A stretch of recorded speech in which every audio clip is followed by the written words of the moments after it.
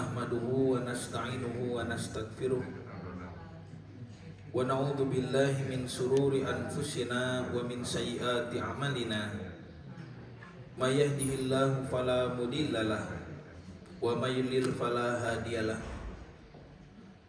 Asyhadu an la ilaha illallah wahdahu la syarikalah wa asyhadu anna Muhammadan abduhu wa rasuluhu alladzi la nabiyya ba'dah, amma ba'du. Para hadirin Bapak dan Ibu yang dirahmati Allah, puji dan syukur kehadirat Allah yang Maha Ghafur. Kita bisa dipertemukan kembali dalam keadaan sehat walafiat, sehat yang mudah digunakan untuk ibadah di masjid yang mulia ini. Mudah-mudahan apa yang kita laksanakan menjadi salah satu di antara bentuk rasa syukur kita kepada Allah, terutama atas akal pikiran yang diberikan kita gunakan untuk mengkaji ilmu-ilmu Allah. Bapak dan Ibu yang dirahmati Allah, pembahasan kita masih mentadaburi ayat-ayat kisah awaluz zaman untuk mendapatkan mutiara-mutiara petunjuk sebagai kunci jawaban menghadapi fitnah di akhir zaman. Jadi ternyata Allah Subhanahu wa taala sudah menyebutkan kunci-kunci jawaban untuk setiap permasalahan di akhir zaman itu dalam ayat-ayat kisah-kisah Nabi Adam dan Ibunda Hawa alaihi wassalam, kemudian juga malaikat di surga dan tingkah laku iblis yang mencelakai bapak kita Adam alaihissalam. Nah, kita masuk ke dalam pembahasan penciptaan Nabi Adam dan dimulainya permusuhan iblis, Pak. Bahwa iblis sudah menancapkan bendera permusuhan jauh sebelum Adam ditiupkan ruh oleh Allah Subhanahu wa taala. Apabila Bapak Ibu membaca Quran akan menemukan banyak sekali ayat di mana Allah Subhanahu wa taala menjelaskan bahwa Nabi Adam alaihissalam itu diciptakan dari tanah. Nah, kalau kita kumpulkan ayat-ayatnya memakai metode tafsir Quran bil Quran, interkoneksi ayatnya apanya? Bahwa melihat Quran seperti melihat rasi bintang, ya punya. Satu bintang tidak bisa menyendiri untuk jadi petunjuk, tetapi harus ada interkoneksi dengan bintang yang lain. Konstelasi bintang itu Allah bersumpah atas nama rasi bintang. Allah bersumpah atas nama rasi bintang yang isinya adalah Al-Quran. Makanya melihat Quran sama dengan melihat rasi bintang. Nuhun, Pak.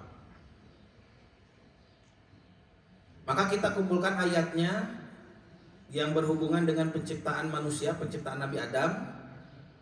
Akan ditemukan ada 4 kosakata ketika Allah Subhanahu wa taala menyebut tanahnya itu. Jadi di dalam Quran manusia disebut diciptakan dari tanah. Nah, tanahnya itu ada 4 macam disebut oleh Allah. Yang satu disebut turab gitu, Bu. Ada tanahnya disebut turab. Tanah terap. Turab.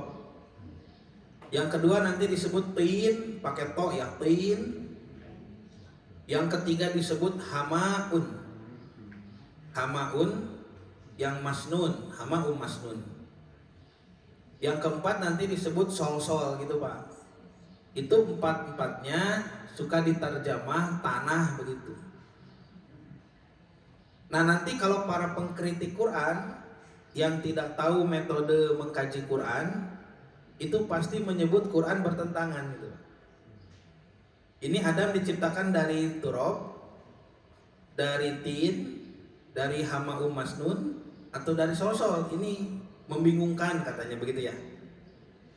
Padahal kalau kita tahu metode mengkajinya, ayat-ayat itu tidak bertentangan, tetapi saling menjelaskan, gitu ya.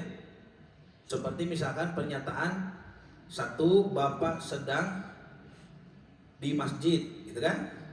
Pernyataan dua, bapak sedang mengaji. Pernyataan tiga, bapak sedang duduk, gitu pak. Pernyataan empat, bapak sedang belajar, gitunya. Itu semuanya secara bahasa ya bertentangan, namanya di masjid itu banyak mengaji, duduk, belajar kan beda-beda itu aktivitasnya. Tetapi secara fakta ya itu justru saling menjelaskan bahwa secara utuh kalau lihat kenyataannya memang bapak sedang di masjid, sedang mengaji sambil duduk gitu sedang belajar begitu. Nah, di sini Pak, yang pertama surah Fatir. Di surah Fatir ayat ke-11 Allah berfirman, A'udzubillahi minasyaitonirrajim. Wallahu khalaqakum min turabin. Dan Allah menciptakan kalian manusia dari turab. Nah, turab ini tahapan pertama ya, Adam dulu diciptakan dari turab. Turab itu adalah tanah kering, itu Bu. Turab itu tanah yang kering, belum dicampur apa-apa. Tanah kering ini disebutkan oleh Allah Subhanahu wa taala dalam surah Al-Kahfi ayat 37, Al-Hajj ayat 5, Ar-Rum ayat 20, Fatir tadi ayat 11, Ghafir ayat 67, Ali Imran ayat 59. Turabnya dari mana? Tanahnya itu. Nah, ini dijelaskan di dalam hadis riwayat Imam Abu Daud, At-Tirmidzi dan Imam Ahmad bahwa sahabat Abu Musa Al-Asy'ari menjelaskan Nabi Shallallahu Alaihi Wasallam dulu pernah bersabda, Innallaha khalaqa Adama, sesungguhnya Allah menciptakan Adam min qabdatin, dari qabdoh, genggaman gitu Pak, tanah sakepel. Qabadoha, yang digenggam, diambil tanahnya itu oleh malaikat, min jami'il ardi, dari seluruh penjuru bumi. Berarti diantapani ayat tuh, diantapani kidul. Maksudnya kami misalkan jenis-jenis tanah banyak di bumi Pak. Misalkan kalau melihat benua ya, di Asia ini kan tanah merah Pak gitunya. Tanah merah, tanah lumpur ada. Tapi kalau di Arab kan itu pasir, gitu banyak gurun pasir. Nanti di Afrika bagaimana tanahnya? Coklat, begitu kan? Nah, itu macam-macam tanah dilihat dari sumbernya di bumi. Itu Adam diciptakan dari segala macam unsur tanah.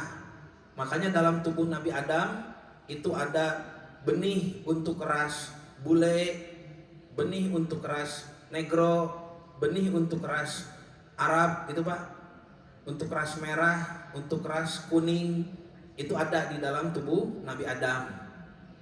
Makanya nanti dalam dunia pengobatan kan ada yang disebut dengan pengobatan sel puncak temanya, pakai stem cell gitu kan.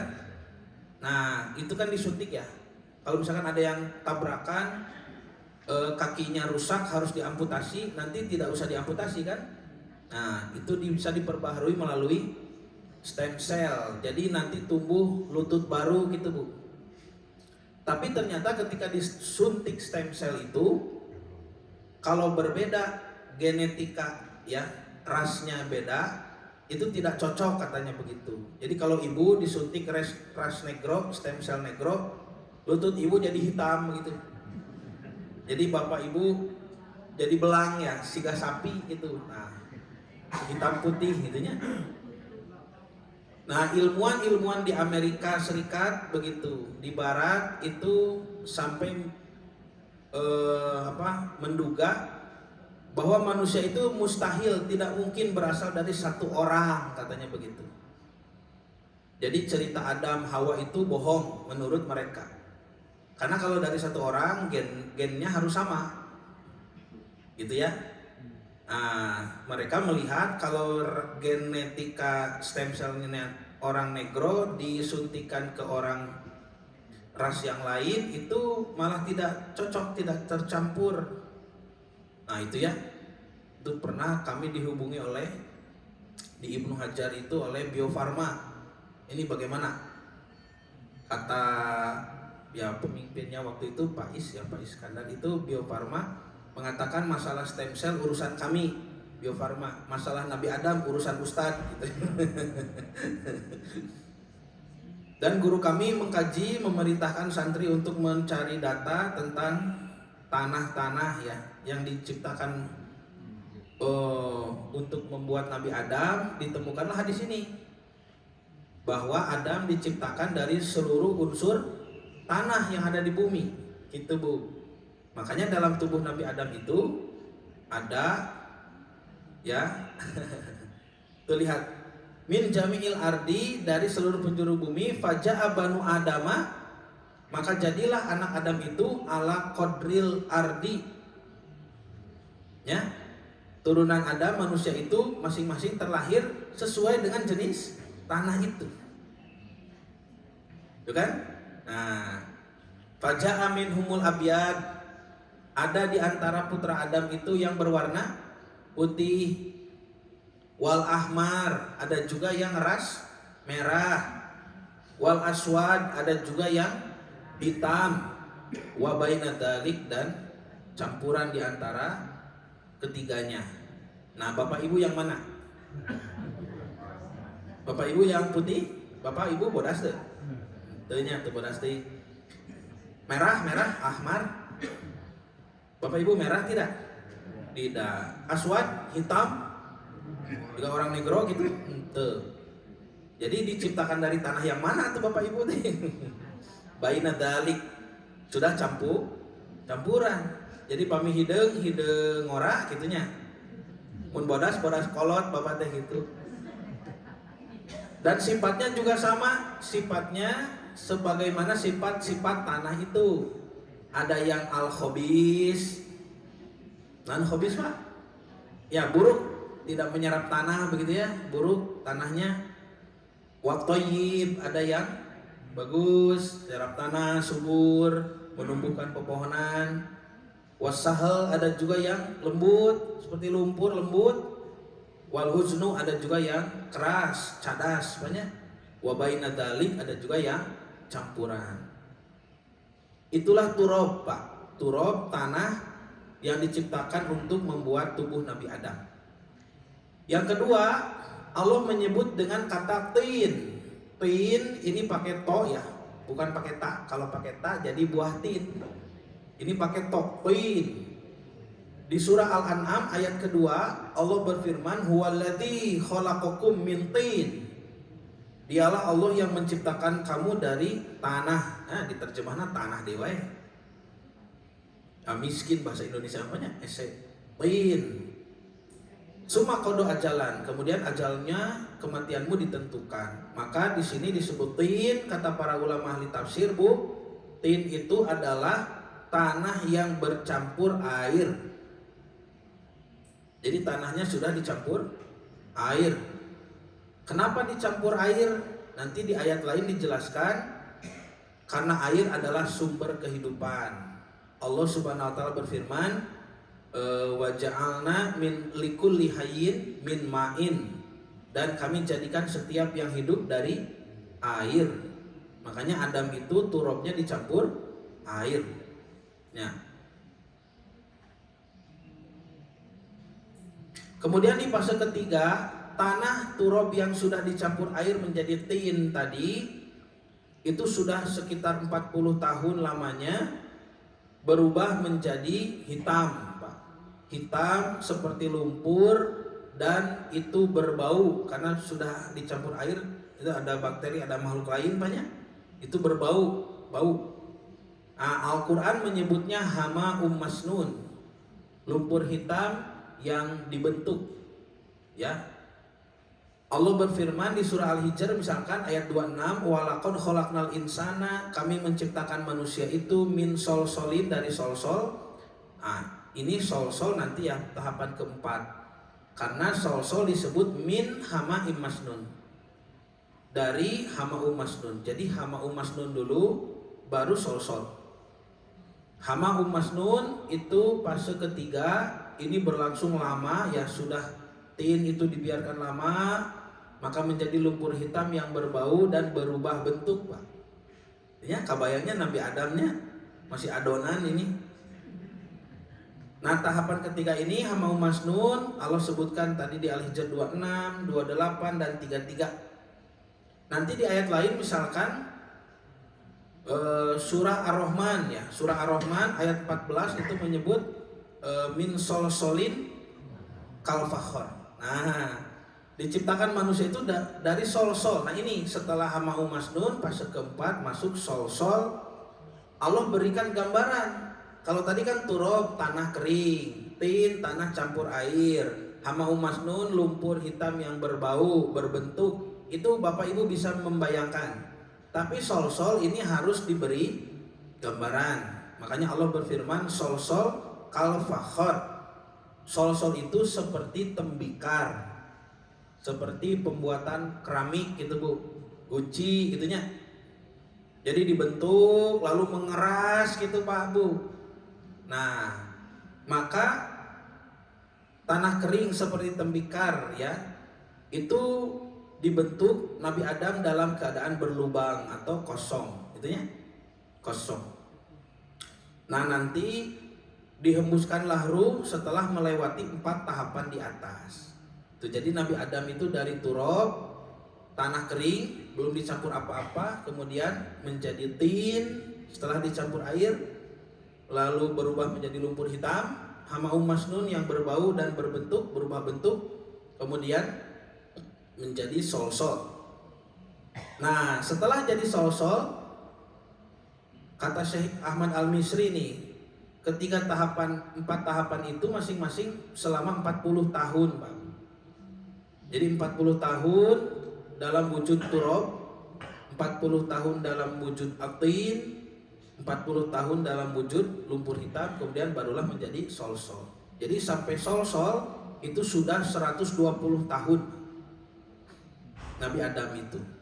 Nah, sekarang lihat Pak nih, Bapak Ibu, lihat nih, bahwa ketika sudah menjadi sol-sol, Nabi Adam itu ditinggalkan dulu.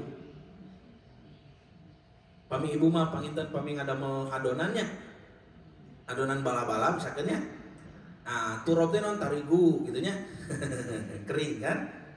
Campur air. Ku ibu teh tos di adonan, dingkolan segala rupi, cuy diantepkeun nya. Ibu teh ka mana heula gitu kan? Ini disebutkan di dalam hadis riwayat Imam Muslim, Pak Bu. Lihat sahih hadisnya ya. Bagaimana ada orang yang kebakaran jenggot, bukan orang ini, jin ya. Iblis ini kebakaran jenggot ketika Adam diciptakan. Hadisnya dari Anas bin Malik radhiyallahu an, bahwasanya Rasulullah Shallallahu alaihi wasallam bersabda, "Lama sawwarallahu Adama." Ketika Allah membentuk Adam, jadi sudah berupa sol-sol nih, sudah berbentuk ya. Fil jannah, di mana dibentuknya? Di surga. Tarokahu, Allah meninggalkannya dulu. Untuk apa? Kata Nabi, Masya Allahu an yatrokahu. Sekehendak Allah, kenapa ditinggalkan gitu Pak?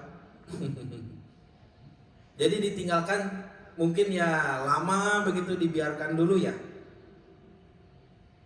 Entah supaya apa ya, supaya ada proses apa, dibiarkan dulu, difermentasi gitu Pak. Nggak main nyerap.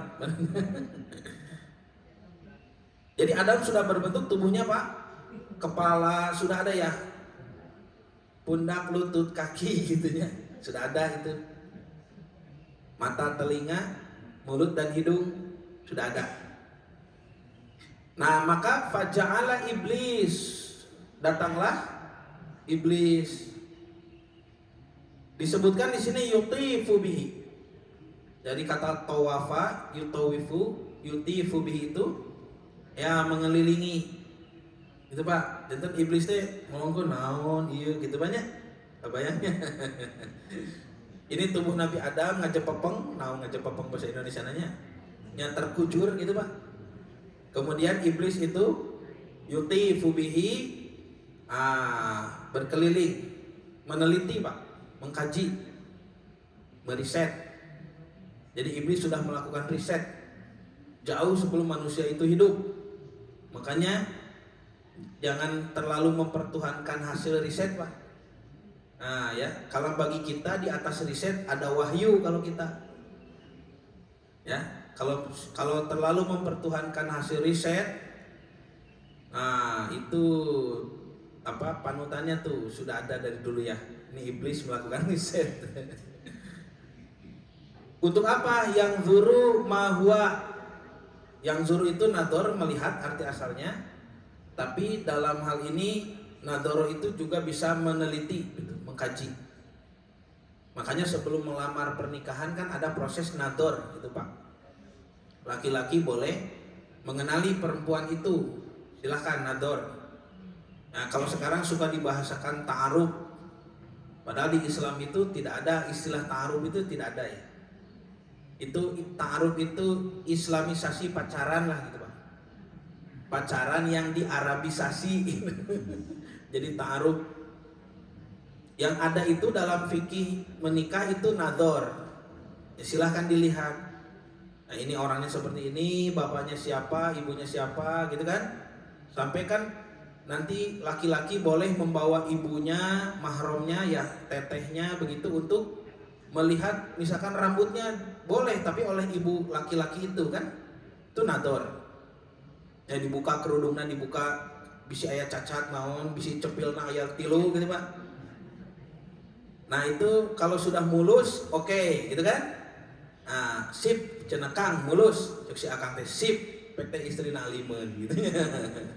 Pak kekeh itu kekeh hayang, ieu kekeh embung cenah. Nah itu nador Pak. Nador iblis itu berarti mengkaji, meneliti. Mahwa, makhluk apa ini?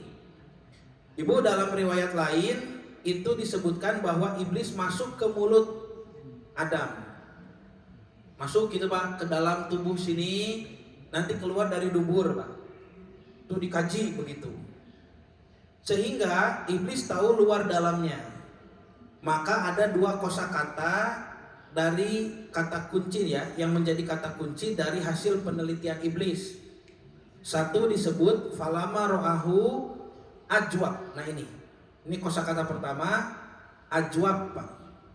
Kata iblis, aman, ini makhluk ajwab. Ajwab itu apa? Ajwab itu dari kata jauf, artinya tengahnya kosong.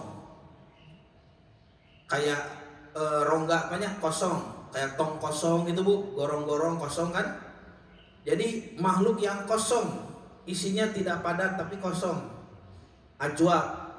Kata para ulama, ajwab ini dari mulai mulut Pak, mulut ke kerongkongan, ini ya kosong kan, ke perut, nanti ke saluran pembuangan, ke kemaluan atau dubur.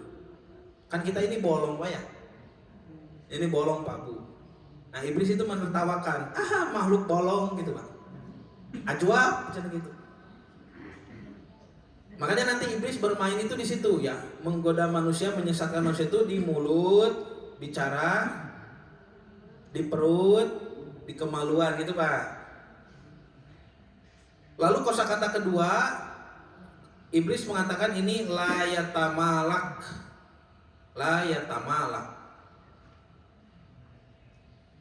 adalah makhluk yang tidak bisa mengendalikan diri.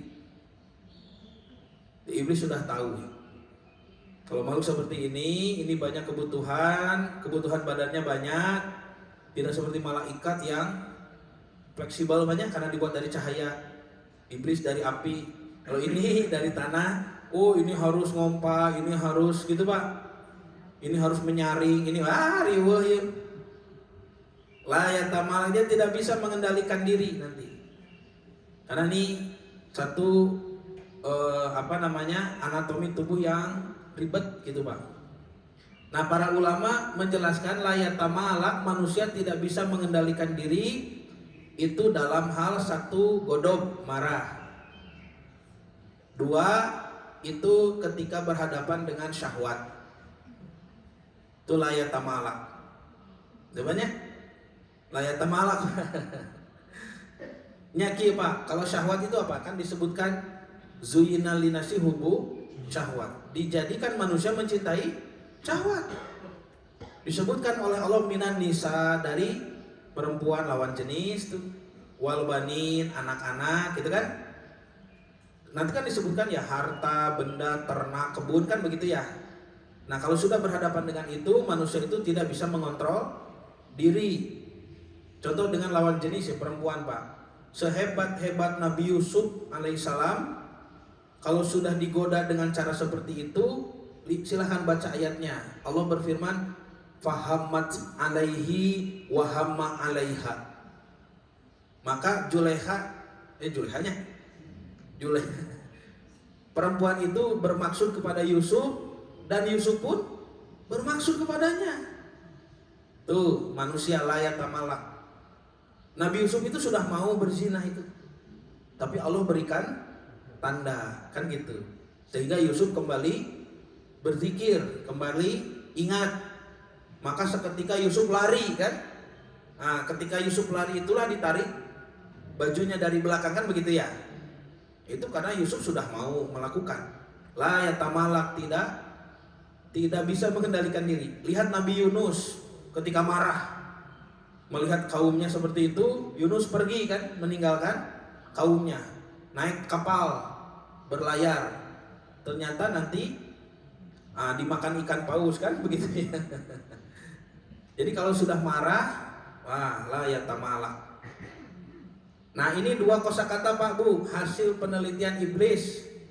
Nah ditulis dalam jurnal iblis nih, bahwa manusia itu satu ajwab, makhluk kosong melompong, tong kosong itu Pak. Mulut, tenggorokan ke perut, dubur kemaluan, itu kosong. Dua layatamalak, tidak bisa mengendalikan diri kalau sudah marah dan berhadapan dengan syahwat. Maka iblis nanti bermain di situ Bapak Ibu ya. Iblis bermain dalam mulut kita, omongan, dalam perut, makanan, dalam kemaluan, perzinahan, kemarahan, dan syahwat gitu Pak. Nah karena iblis sudah menancapkan bendera permusuhan dari sejak awal Pak Bu, Allah Subhanahu wa Ta'ala itu mewanti-wanti kepada Adam. Karena kan kejadiannya panjang ini, sampai malaikat disuruh sujud, begitu kan? Ketika malaikat disuruh sujud, malaikat sujud, tapi iblis tidak mau sujud. Nah makanya kita bisa tahu kenapa iblis tidak mau sujud, karena iblis sudah mengkaji, meneliti, kan gitunya. Makhluk sigah kieu, kalau makhluknya cuman begini, saya masih menang begitu, kenapa harus sujud? Nah maka Allah Pak Bu lihat, ini sepertinya ada suara yang ngobrol ya, ada ngobrol Pak Bu. Bapak Ibu kalau ada yang ngobrol, ini kasihan yang lain ya Bu, ibu. Kalau yang ngobrol ini kasihan yang lain ya, kasihan yang lain Bu ya, yang mau serius belajar. Bukan tidak boleh ngobrol, silahkan ngobrol, tapi jangan di dalam lah, silahkan di luar ya. Jadi silahkan di luar. Ini bacanya capek Pak Bu ya, kitabnya mahal, bacanya susah, menyimpulkan juga susah ya. Nah ini disampaikan kepada Bapak Ibu, cuma tinggal dengar saja begitu, itu kan? Nah, jadi ya ini Ibu kena iblis nih. Bapak Ibu kena iblis, kalau Bapak dikasih ngantuk begitu ya, Ibu kasih ngobrol gitu. Nah itu kan iblis sudah dari awal nih menancapkan bendera permusuhannya Bu, Pak.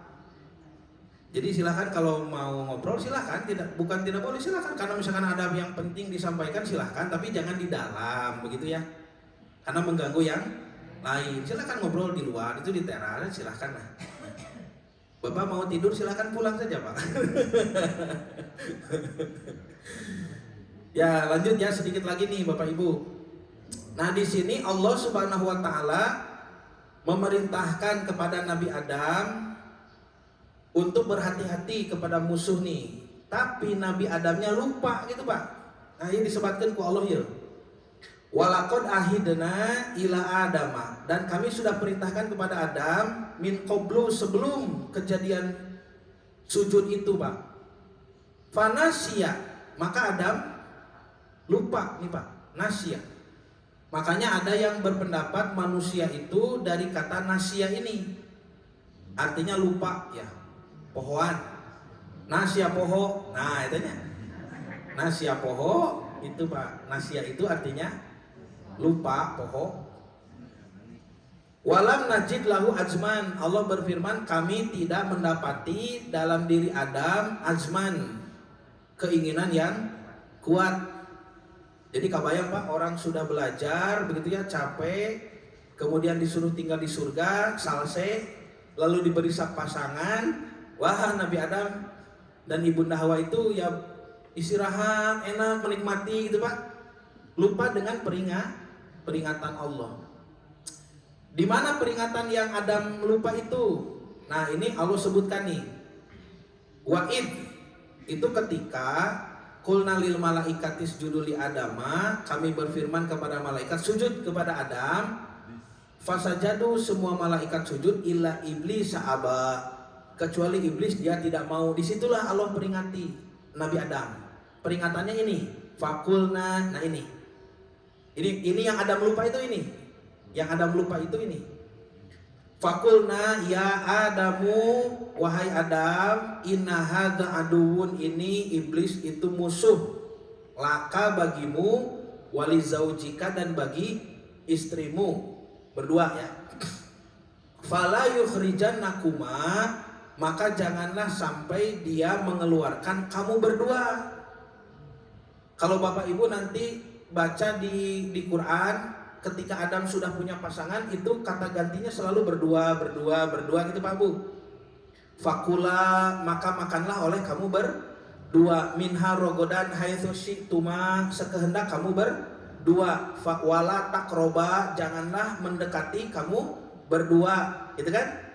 Hadhihi syajarata fatakuna, maka kamu berdua minadzolimin. Itu selalu berdua. Sampai di sini disebutkan wa fala yukhrijannakuma, jangan sampai mengeluarkan kamu berdua, masih berdua minal jannah, dari surga. Tapi pas disebut fatasko ini, fatasko, maka kamu Adam akan sengsara, gitu Pak. Jadi ketika Allah menyebut sengsara itu tidak berdua gitu Pak. Ya. Lihat di surat Toha ini 115 sampai 117. Berdua, makan berdua, tinggal berdua, sekehendak berdua. Janganlah kamu berdua mendekati pohon, nanti kamu berdua begini kan gitu ya. Jangan sampai juga mengeluarkan kamu berdua, itu iblis musuh tuh. Kalau kamu sampai keluar dari surga ini, fatasko, itu satu orang, tidak berdua Pak. Fatasko itu domir kamu ya, kata ganti anta, kamu.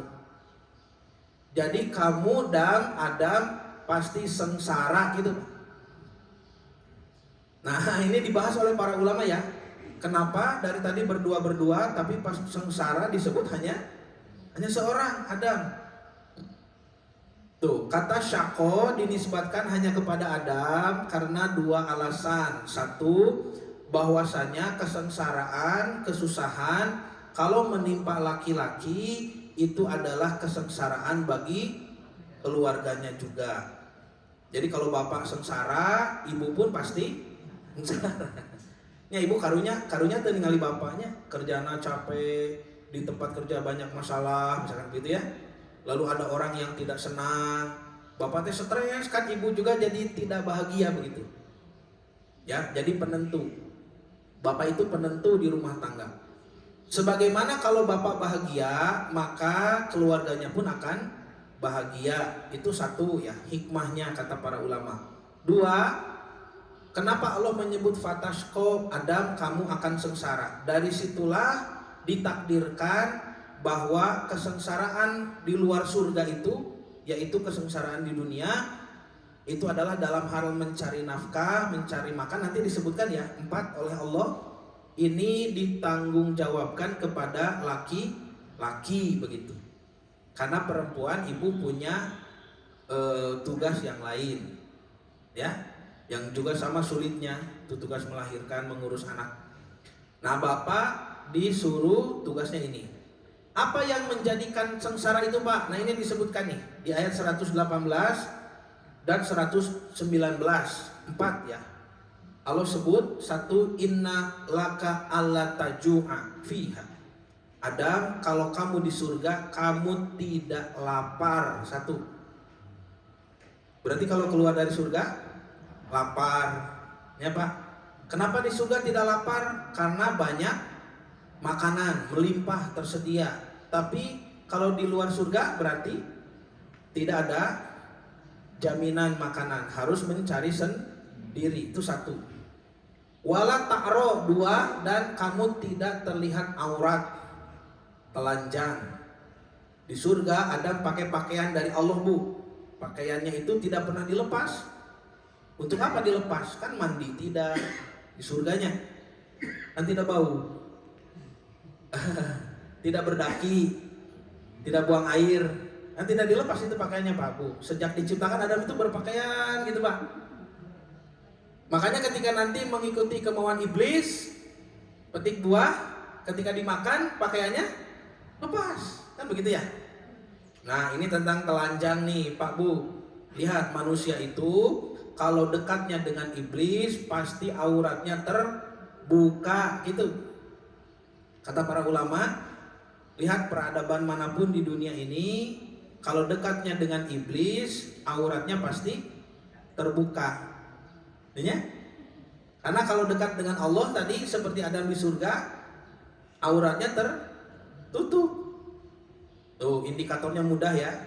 Lihat orang ini dekat dengan Allah atau dekat dengan iblis, lihat saja auratnya. Kalau dibuka, ini jauh dari Allah nih.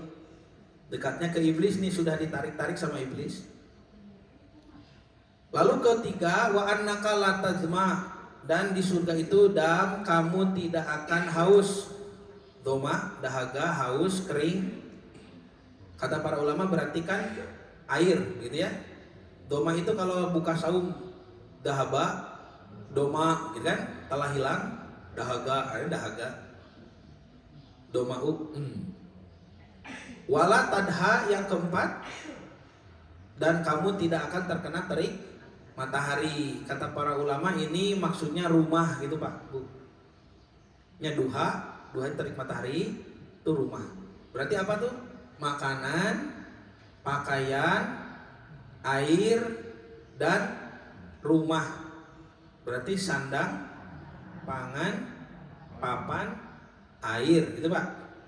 4 ya. Di surga dijamin, kalau keluar di surga tidak terjamin, maka Adam sengsara cari 4 ini. Kata para ulama ahli tafsir, inilah 4 hal inilah sampai sekarang sumber penderitaan manusia gitu. Sumber penderitaan manusia. Makanya Bapak Ibu kalau dihabiskan hidupnya untuk mencari 4 ini, dijamin 100% pasti sengsara. Cok. Ya, ibadah itu nomor sekian lah gitu. Ini nomor 1 yang 4 nih. Cari makan, cari pakaian, cari air, cari rumah, itu pasti sengsara. Makanya Nabi Muhammad SAW menasihati kita, kalau yang 4 ini secukupnya saja. Secukupnya saja. Karena kalau kita menghabiskan hidup untuk mencari ini, dijamin sengsara. Manusia bukan diciptakan untuk mencari 4 fasilitas ini. Ini penting, tapi jangan dinomor satukan begitu Pak Bu. Karena kita diciptakan untuk ibadah. Makanya lihat oleh Bapak Ibu dalam Quran, kalau isyarat mencari rezeki itu santai. Isyarat mencari 4 ini santai. Misalkan di surah Al-Mulk, isyarat mencari rezeki apa? Famsu fi manakibiha wa kulu mir rizki.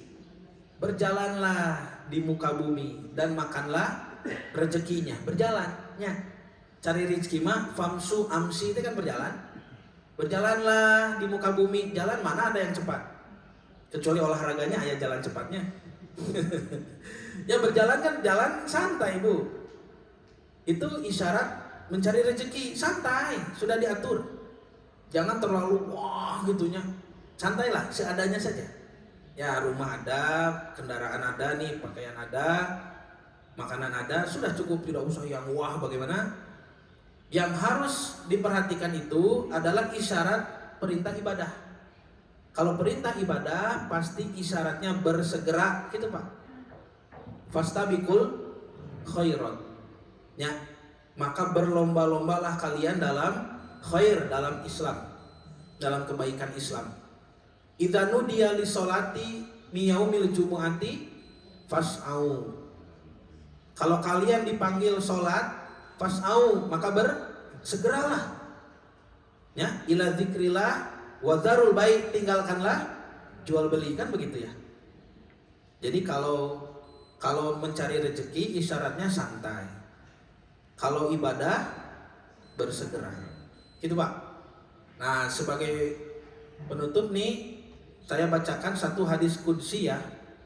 Hadis qudsi yang menjadi pantas saja ada hadis seperti ini, karena memang dari awal Nabi Adam itu sudah diwanti-wanti oleh Allah, Adam, kalau kamu keluar dari surga tidak ada makanan, pakaian, air, rumah, kamu akan sengsara karena harus cari sendiri, gitu Pak. Nah, dalam hadis qudsi ini Bapak Ibu lihat. Hadis qudsi itu apa? Hadis yang berisi firman Allah, atau misalkan firman Allah yang tidak masuk ke dalam Al-Qur'an, gitu kan? Nah, hadis qudsinya bunyinya bagaimana? Lihat Bu, kita dipanggil Allah nih. Allah berfirman, kata Nabi SAW, kita panggilannya juga unik. Ya bena Adam, wahai anak Adam. Karena memang sudah ditentukan dari sejak zaman Adam nih. Kalau mencari empat ini, habis hidup kita untuk cari empat ini, sengsara. Makanya yang harus kita nomor satukan itu ibadah, bukan fasilitas. Allah berfirman, lihat. Ya bna Adama, wahai ibnu Adam, tafarrug li ibadati. Tafarrug li ibadati. Tafarrug itu kan artinya selesai, gitu Pak. Salsenya. Salsekeun ibadah teh, gitu bahasa orang mah.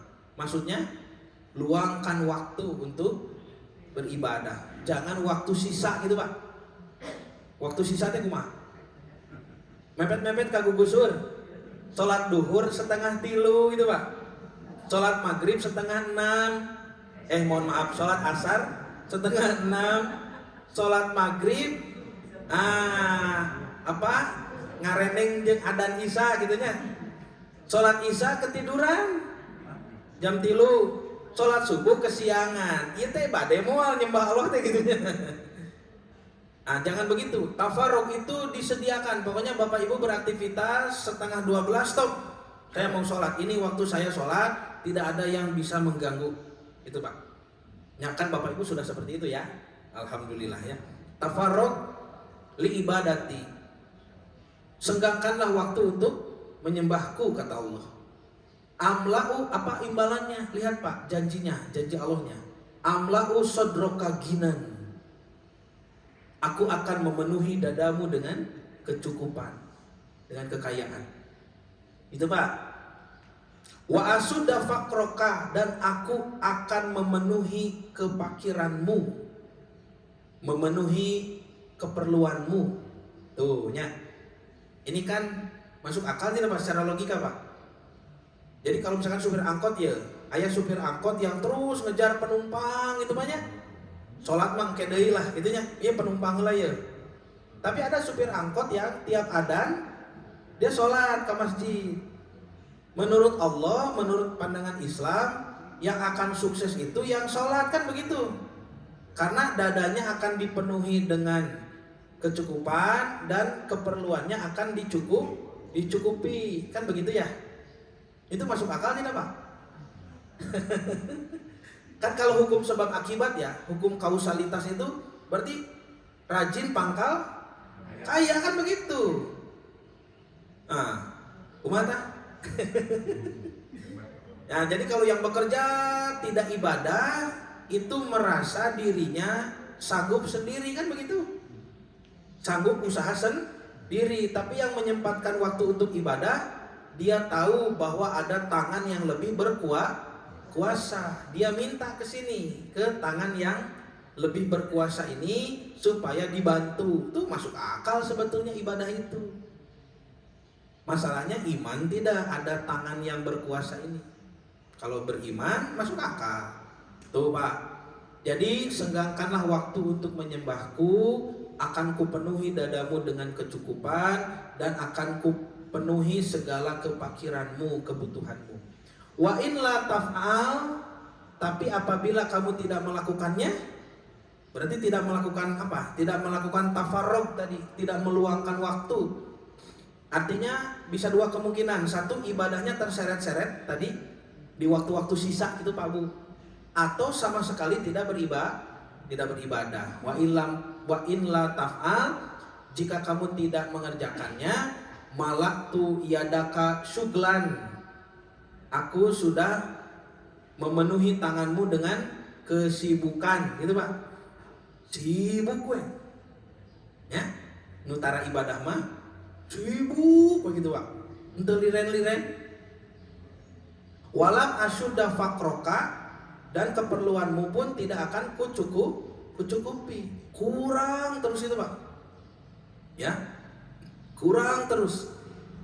Nah itu janji Allah kepada putra Adam.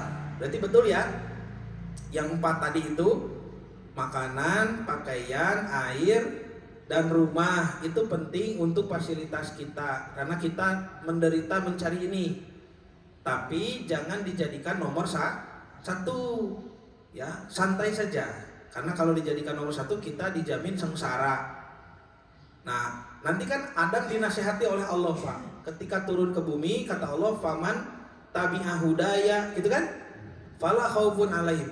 Barang siapa yang mengikuti petunjukku, jangan takut, begitu. Nah, disinilah kita lepas dari kesengsaraan gitu Pak. Lepas dari kesengsaraan dengan beribadah itu. Alhamdulillah saya sudah melihat sendiri ya, dengan mata kepala sendiri. Waktu saya tinggal di Jepang dulu, di Tokyo 4 tahun, saya kuliah di sana. Itu kurang enak apa orang Jepang Pak? Dari segi makanan, pakaian, air keran saja kan bisa diminum. Kemudian rumah, itu apartemen bagus-bagus Pak Bu. Saya bisa tiap bulan pindah apartemen itu mudah sekali. Ya kalau di sana. Nah, tetapi kenapa hidup seenak itu, bahkan kerja 1 hari saja, saya kerja sambilan 1 hari bisa untuk makan 1 minggu gitu Bu. Ya, ini kerja tiap hari, berarti kan banyak sekali uang saya waktu itu. Waktu itu ya. Beda sekarang, beda lagi. Nah, waktu itu banyak sekali duit saya itu Bu. Ya. Nah, itu kan kenapa orang Jepang seenak itu, tapi banyak yang bunuh diri begitu. Itu bunuh diri itu Pak, hampir setiap pekan itu ada beritanya. Ya, biasa bunuh diri itu biasa. Kalau di kita setiap minggu itu ada apa? Jumatan misalnya. Nah, kita mah setiap minggu teh Jumatan. Orang Jepang mah setiap minggu teh ada berita bunuh diri gitu Pak. Dan itu tidak mengenal usia ya. Ada remaja begitu yang diputuskan pacarnya, ada yang dibully, ada yang cerai, ada yang terlilit hutang, ada orang tua yang sudah ingin cepat mati, itu banyak ya. Dan saya kaji, wah ternyata ajaran ini, ajaran Buddha dan Shinto tentang reinkarnasi itu Pak, bahaya itu. Reinkarnasi. Jadi kalau mati kita akan lahir kembali, jadi bayi lagi. Nah, gara-gara itu mungkin ada pengaruh ya. Banyak orang Jepang kalau punya masalah besar, terlalu besar, sampai stres, ya bunuh diri. Ya, jadi bayi lagi gitu Pak. Nah gitu, bunuh diri. Ternyata Bapak Ibu, ibadah itu sangat mahal. Tuh, tidak punya ibadah, padahal yang 4 tadi, sandang pangan papan air, itu sangat enak. Kurang apa coba? Ya, sangat enak. Di sana itu enak sekali. Tetapi tetap tidak mendapatkan kebahagiaan. Nih, dadanya tidak ginan, tidak ada kecukupan. Kemudian keperluannya pun tidak dicukupi. Itu bukti ya bahwa ibadah itu mahal. Karena ketika kita sholat, kita sujud itu tumpahlah semua stres kita banyak. kesedihan gitu Pak, kekhawatiran ketika sujud itu kan tumpah semuanya. Makanya sujud berlama-lama itu aduh nikmat gitu Pak. Ya, nikmat sujud berlama. Para ulama itu kalau sujud lama gitu Pak. Para sahabat juga ya, Nabi juga. Nabi itu sujud lama, duduk di antara dua sujud juga lama. Ya. Pernah kalau Nabi sedang sholat sendiri itu Nabi sampai kata para sahabat Nabi duduknya seperti sedang tidak sholat. Duduk di antara dua sujud Pak. Ya. Lama saja duduk begitu gitu. Ya, sebelum sujud kedua itu. Wah, itu mahal Pak Bu ya. Ibadah itu mahal. Nah, Bapak Ibu yang dirahmati Allah, sekian yang bisa disampaikan. Jadi kesimpulannya apa? Kesimpulannya ya manusia itu diciptakan dulu dari Nabi Adam ya, dari segala unsur tanah. Dan sebelum Adam hidup ternyata kita sudah punya musuh. Yang mana misi dari musuh itu sudah disebutkan oleh Allah, dibocorkan nih. Fala yukhrijannakuma minal jannah. Jangan sampai dia mengeluarkan kamu berdua dari surga. Itu misinya berarti. Misi utamanya musuh itu. Jadi kalau Bapak Ibu sekarang beribadah untuk masuk surga ya, berarti musuh kita ini menginginkan Bapak Ibu berpaling dari surga, begitu. Itu musuh. Ada musuh, ingat ya. Maka karena ini musuh, maka jadikanlah musuh. Ya. Mari kita jadikan musuh. Ada musuh. Kita sebelum lahir, Nabi Adam sebelum hidup sudah punya musuh. Itu takdir Pak. Ya, takdir Allah. Iblis ya, iblis sangat benci kepada kita. Ya. Dan Allah Subhanahu wa taala sudah memperingatkan bahwa ketika kita sudah di bumi ini, satu tadi ada musuh, kemudian Allah menyebut ada kesengsaraan di bumi ini, yaitu mencari mencari 4 hal tadi banyak. Itu kita sengsaranya apa sih? Semua manusia di bumi coba lihat Pak, ripuh hirupna, capek, ripuh sengsara karena 4 ini, gitu ya. 4 ini. Maka Allah memberikan solusi nih. Kalau tidak mau sengsara, ada jalan ibadah, karena kita diciptakan untuk beribadah. Sekian, terima kasih atas segala perhatiannya. Mohon maaf atas segala kekurangan. Saya tutup dengan doa. Rabbana hab lana min azwajina wa dzurriyyatina qurrata a'yun waj'alna lil muttaqina imama. Rabbana la tuzigh qulubana ba'da idh hadaitana wa hab lana min ladunka rahmah innaka antal wahhab. Rabbana atina fid dunya hasanah wa fil akhirati hasanah wa qina adzabannar. Aqulu qouli hadza wa astaghfirullah li wa lakum. Wassalamualaikum warahmatullahi wabarakatuh.